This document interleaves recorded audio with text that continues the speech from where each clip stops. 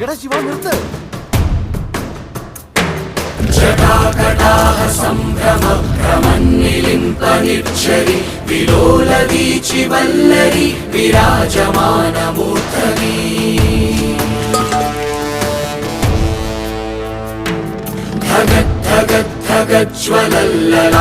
ധഗദ്ധഗദ്ധഗജ്വലല്ലലാटपट्टपावके किशोरचन्द्रशेखरे प्रतिक्षणं मम